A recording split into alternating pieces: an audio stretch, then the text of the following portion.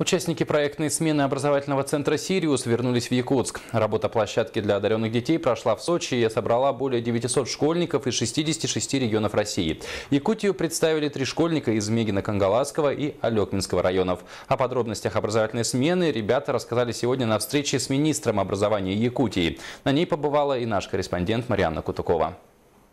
Сегодня на встрече с министром образования Якутии Владимиром Егоровым из 3 молодых исследователей, участников образовательной площадки «Сириус», присутствовали 2 школьника. Это Вера Колмакова с Нижнебестяхской школы номер 2 и Аркадий Яковлев с Кылахской школы Алекминского района.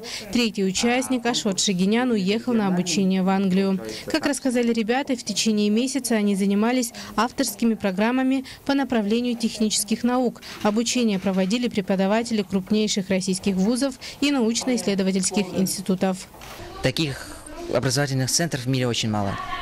И вот, конечно, это великолепный центр, хорошие ребята, кураторы, преподаватели, самые лучшие, так скажем, руководители из разных институтов, таких как Курчатовский институт, Мосполитех, Роснано и все такое.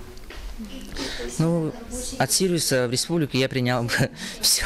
Участникам «Сириуса» также удалось встретиться с президентом страны во время телепередачи «Недетский разговор» с Владимиром Путиным. Хочу задать вопрос о формировании национально финансируемой сборной страны, состоящей из молодых ученых и исследователей, которые бы представляли нашу страну на всех международных конференциях и выставках. И можно ли такое организовать, и каким вы видите отбор в эту сборную? Спасибо. Послушайте, у нас ведь сборные есть по разным направлениям и выступают очень успешно. Как сказано на встрече, Якутия со следующего учебного года будет проводить у себя конкурс проектов. Победители будут приглашены на проектную смену «Сириус». Эта уникальная возможность является одним из многих мероприятий по поддержке одаренных детей. В августе прошлого года была подписана дорожная карта по развитию системы детских технопарков. Да?